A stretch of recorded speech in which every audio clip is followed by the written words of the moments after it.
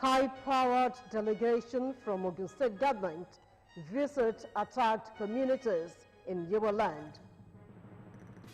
Federal government distributes relief materials to IDPs, refugees in Ijebu-Ode axis of Ogun State.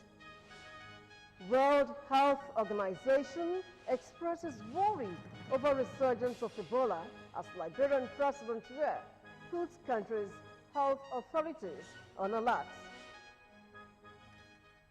Barcelona beat Alaves on 7th consecutive La Liga win to move to second position.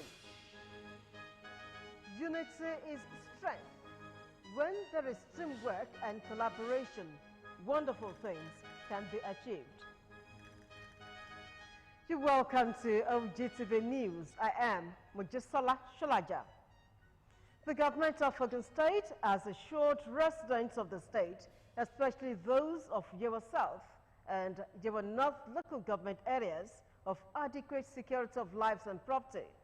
The government gave this assurance when a high-powered government delegation visited the area in response to the attacks on some residents of Orile Igboro in the early hours of Saturday, 13th February 2021.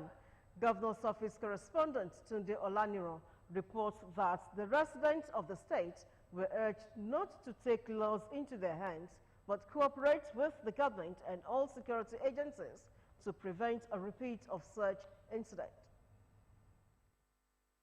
In the early hours of Saturday, 13th of February 2021, the people of Orile Igboro in Yewa North local government area of Ogun State witnessed some ugly attacks. As a responsive administration, the government of Ogun State dispatched a high-powered delegation coupled with heads of all security agencies in the state to visit the area and arrest the situation. Attacks and counter-attacks arising from these prevailing issues of herders-farmers clash. The herders cows allegedly eating up the farm crops of farmers, and maybe the farmers also now having to respond in reacting one way or the other. It's just unfortunate. We are working towards ensuring, that's why the governor sent all of us out to ensure that we restore normalcy in the relationship between both the herders and the farmers. We received reports of herders, of criminals attacking some villagers here, and the reaction of the people, the locals in the community also, trying to chase away the Hausa Fulanis that are living amongst them. So the governor thought it wise that we should go around all the communities to build their confidence, to let them know that the government is there for them to provide security. The Commissioner for Police, Edward Ajogun, and the Special Advisor to the Governor of Security, Olushola Subar, assured of safety of lives and property. The government is establishing a task force comprising all the security agencies as well as the locals that will be permanent here, patrolling, as well as having to do some fixed point duties, that is stop and search, and where necessary. First, we are going to have a stakeholders meeting. The governor is going to call all the stakeholders to a meeting. And then we have started the recruitment of Amotekun. We want Amotekun also to come into force immediately. The team visited the palace of the Olu and paramount ruler of Yewa land, Oba Kehinde Olugbenle. Let the vigilante start like yesterday, Commissioner. Let the government support us with logistics. While Amotekun recruitment is going on, KBC knows everybody. The palace will know them. Let us have them in unit. That is the essence of community policing. Then to the palace of the Eselu of Iselu, Oba Akitunde Akinyemi, who thanked the governor for his prompt response. So this one will be the fourth one, that anytime we have issues or confrontation or chasing them out of our land, they will always come back for reprisal attacks.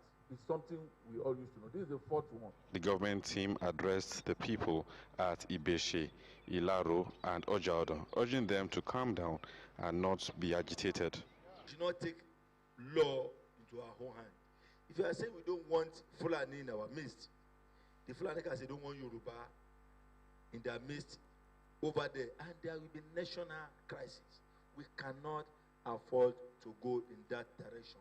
We cannot afford not to live together in harmony. But be rest assured that this government is doing everything about for security from this moment onwards. The government gave a toll-free emergency line of 112 to the people. Tunde Olaniro, OGTV News.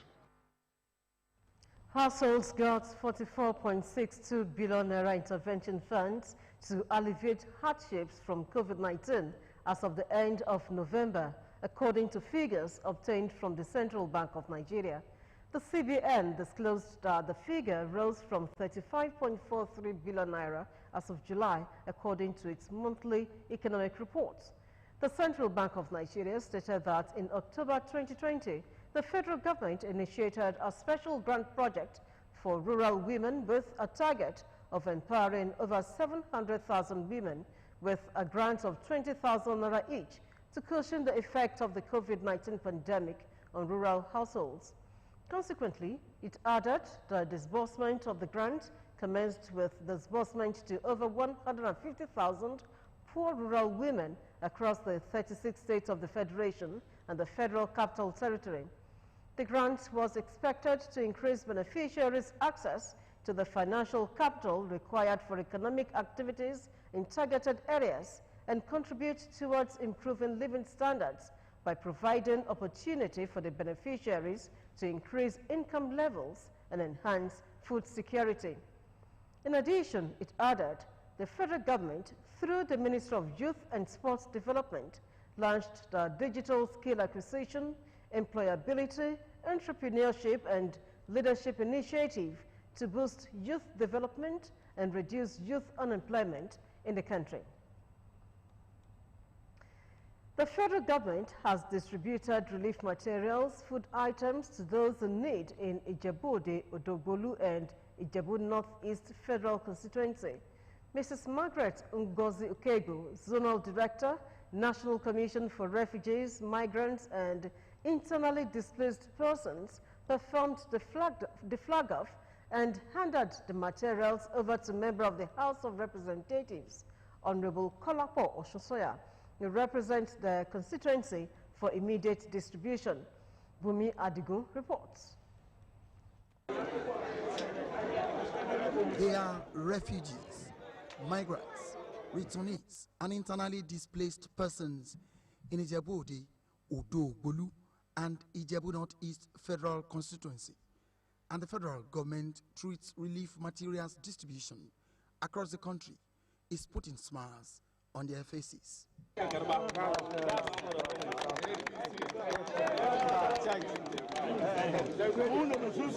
These items, food and non-food, worth millions of naira, will be distributed here freely. Honorable Kolapo Korede Oshosoya, who represents this constituency in the House of Representatives, is here with the federal government entourage to prepare them for the exercise. All these items we are giving you today from the federal government. Don't go and sell it. Right on time, the Southwest Zonal Director, National Commission for Refugees, Migrants, and Internally Displaced Persons, arrived to perform the flag-off. Well, for the meantime, this is for Ijebu-Ode. And of course, you know, the Honorable Federal Commissioner is passionate about ensuring that these items, items of relief, reach every part of the country. So it's going to be in a gradual phase, but it will be done. Honorable Kolapo Korede Oshosoya thanked the federal government, the Ogun State government, and again assured his people of better representation with more dividends of democracy. Well, we want to thank the federal government for bringing out this initiative we are parleying with the National Assembly, which I'm the representative from this federal constituency. And what we are trying to do for us is a pack of relief to the entire nation, which this federal constituency is benefiting from the Ogun State. So we believe and we try to encourage the federal government to do more to the other federal constituencies. The people expressed their gratitude and appreciated the government for the support. We really appreciate, really appreciate. Since you have something to eat with your children, you don't think of going over there, because most of those people that went there is out of poverty. I will be very frank with you, they have been so great to refugees in Nigeria. They have done so many things for refugees. From Ijebu-Ode, Bumi Adigun, OGTV News.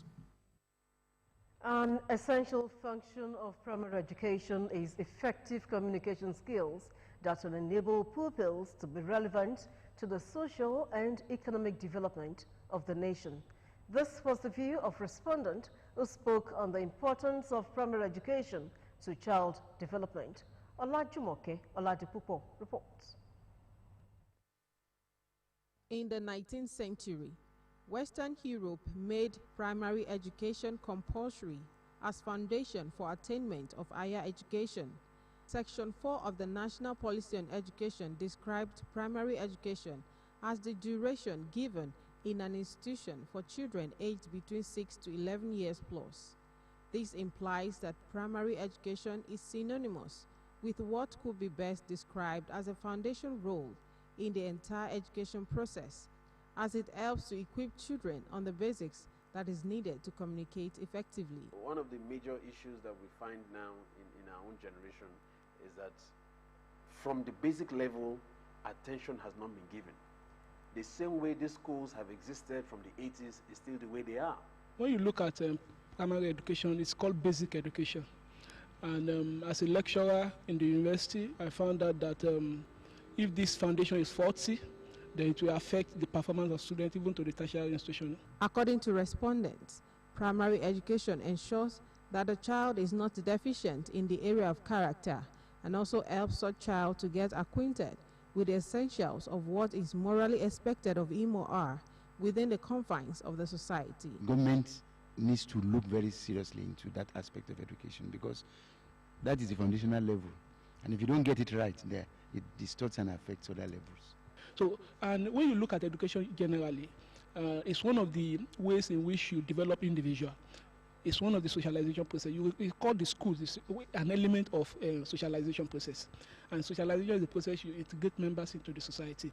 For you to integrate a member into the society very well, the foundation must be sound. They added that primary education is like laying the foundation of a building, as it prepares the child to learn how to handle other levels of education. It's like talking about you want to build a house and you need a very solid foundation. Primary education is the foundational level of other tiers of education. So more investment should even be made on the foundation, the basic education, and it will be easier for us to achieve optimum results when we get to other levels of education.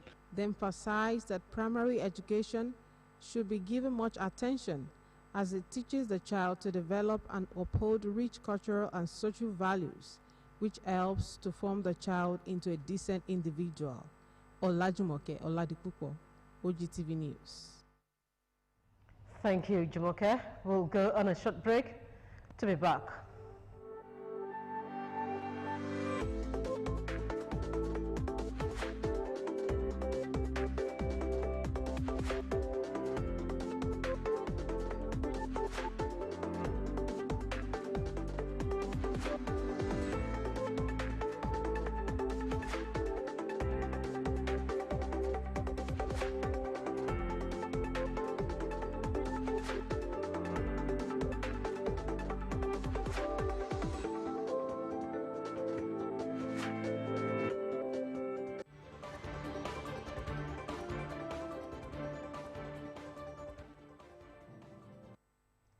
The industrial action embarked upon by members of the Senior Staff Association of Nigeria Universities, SANU, and the Non-Academic Staff Union of Educational and Associated Institutions, NASU, will not be called off on Monday, as been speculated in some quarters.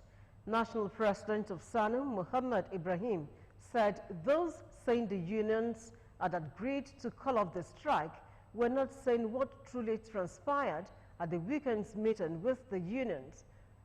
Even though those speculating used the words likely to call off the strike, that is still not the true position of things. Ibrahim did not comment on the claim that the government offered to add some money to the share of the two unions from the earned allowances that has created animosity between them and members of the Academic Staff Union of Universities, ASU. Out of the 40 billion naira the federal government earmarked for the payment of the allowances for university workers, ASU is reportedly taking about 75% of the sum, leaving the rest to the non-teaching staff unions. The Socio-Economic Rights and Accountability Project, SERAP, has dragged President Muhammadu Buhari to a federal high court in Abuja over the Companies and Allied Matters Act 2020.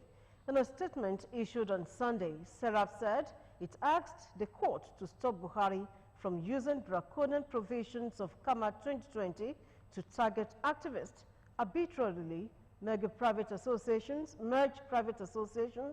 religious associations, charities, non-governmental associations, professional bodies under Part F, and remove their trustees. The defendants in the suit filed on Friday are the Attorney General and the Corporate Affairs Commission. SERAP said it is seeking an order stopping President Muhammadu Buhari, Mr. Malami, and the Corporate Affairs Commission from implementing the provisions of the Companies and Allied Matters Act 2020, which all ask Nigeria to arbitrarily cancel the certificate of registration of any association. SERAP had in August 2020 written a letter to the president requesting him to revoke his assent to CAMA 2020 and return it to the National Assembly for a repeal of the repressive provisions. As the revalidation and registration of members' exercise of the All Progressives Congress progresses in Ogun State, a senior special assistant to Governor Dapo Abiodun, Honorable Afeez Balogun, has joined in massively mobilizing for a smooth running of the exercise.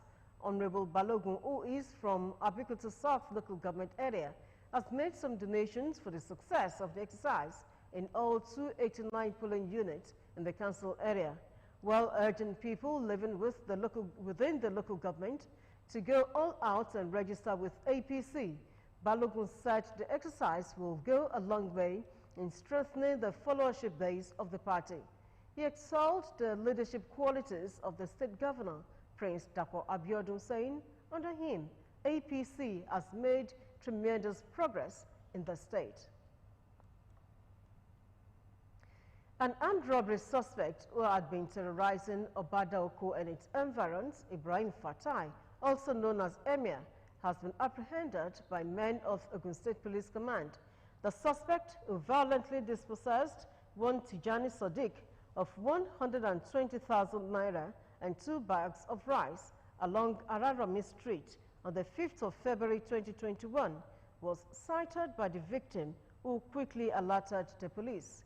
Upon the information, the DPO of Obada-Oko Division, CSP Bernard Edoboya, swiftly mobilized his patrol team and moved to the scene where the suspect was apprehended. In the process of robbing his victim, he inflicted a grievous injury on the right wrist of the victim.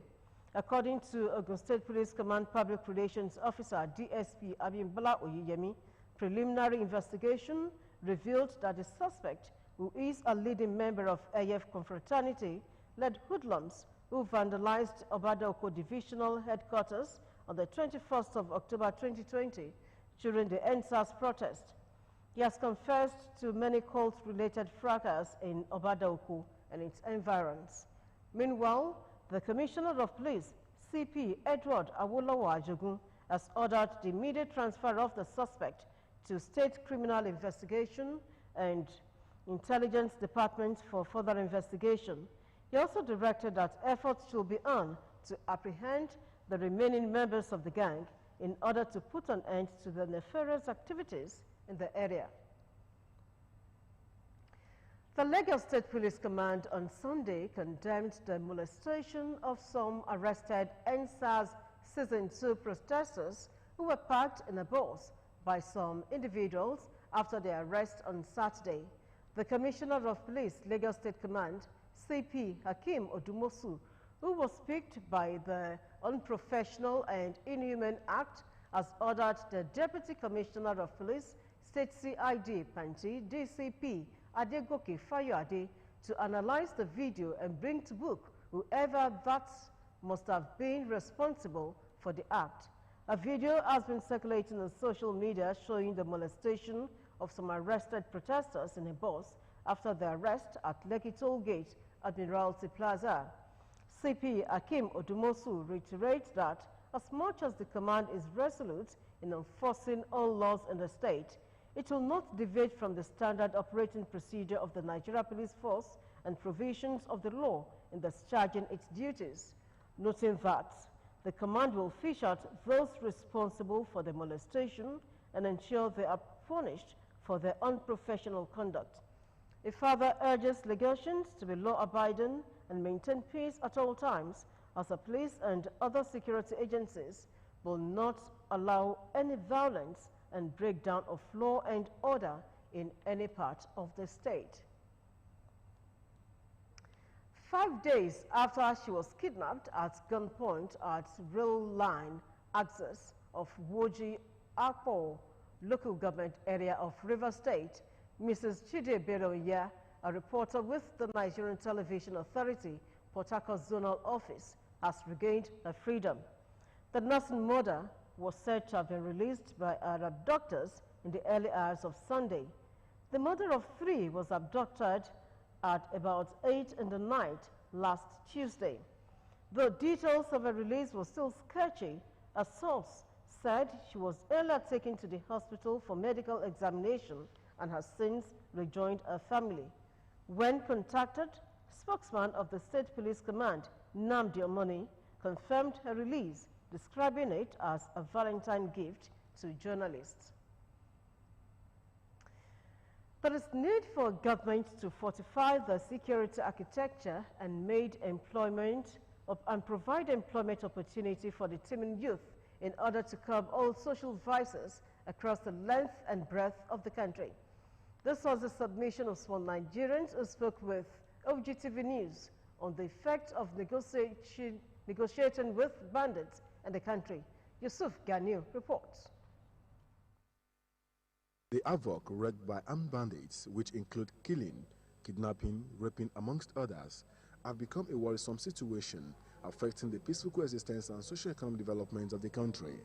To some respondents, negotiating with criminals under any guise is not palatable and pose serious challenge to the well-being of the society, hence the need for government to fortify security architecture of the country. A criminal is a criminal, and when you start giving legitimacy by paying compensation or by giving undue recognition to such people, then you are emboldening them to do worse. And of course, you are sending a wrong signal to other, sectors of the economy or the sectors of the country that anytime they want something from government, they could just pick up arms and then be able to continue to terrorize people in the, expectation that at a point in time, the government will call them to a round table and maybe compensate them or so. But be that as it may, I will not be opposed to, actually addressing their grievance. If this banditry is coming out of certain grievances they have, then it's better for us to go there, look at their contentions and then be able to deal with it. It is absurd for you to pay banditry. Number one, they kidnap, they maim, they rape, and if that is, I don't think it is rational for anybody to now say, okay, let's come to the round table, don't do this, don't do that. What we're supposed to do is to fortify our security architecture in this country. If you don't have enough security men, employ more security men, get sophisticated equipment, modern equipment that you can use to crush them. reducing the rate of poverty and creating employment opportunities for the teeming youth were identified as some of the steps of taming security challenge. The more you encourage, the more the government encourages it, the more we have. The best bet is government finding rooms for employment for the citizens of the country. Dr. Mashdeso Muerte, World Health Organization Regional Director for Africa, has expressed concern over the reports of 4 suspected Ebola deaths in Guinea. Muerte, on a personal Twitter account on Sunday, was reacting to the reports by the Guinea's Ministry of Health on the resurgence of Ebola in the country. The Guinea's Ministry of Health have reported that 4 people died of Ebola in the resurgence of the disease that first emerged 5 years ago. WHO is ramping up readiness and response efforts to this potential resurgence of Ebola in West Africa, a region which suffered so much from Ebola in 2014, Muerte said. Liberian President George Weah on Sunday put the country's health authorities on heightened alert after 4 people died of Ebola in neighboring Guinea, the first resurgence of the disease in 5 years. Weah has mandated the Liberian health authorities and related stakeholders in the sector to heighten the country's surveillance and preventative activities in the wake of reports of the emergence of the deadly Ebola virus disease in neighboring Guinea. No case of the disease has so far been detected in Liberia. While the health authorities are urged to increase their alert level, the general public is assured that there is no case of Ebola in Liberia, and the government is undertaking all measures to ensure that the public remains safe from the deadly virus.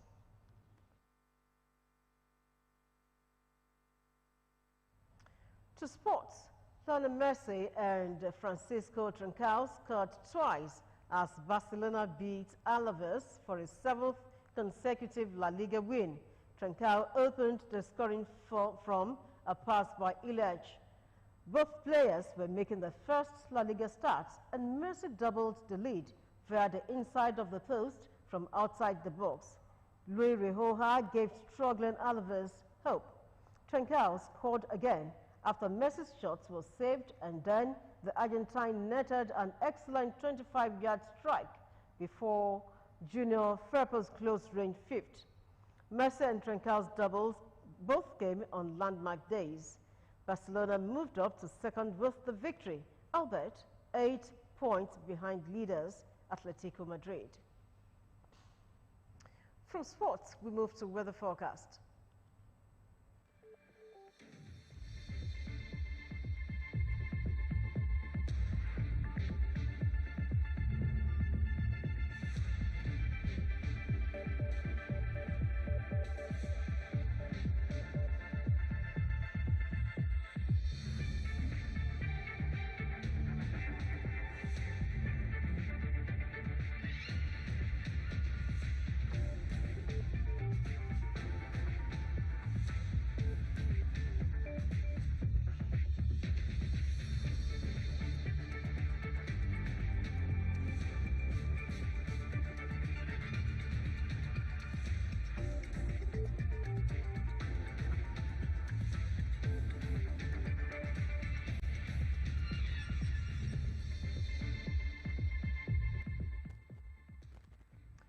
Unity is strength.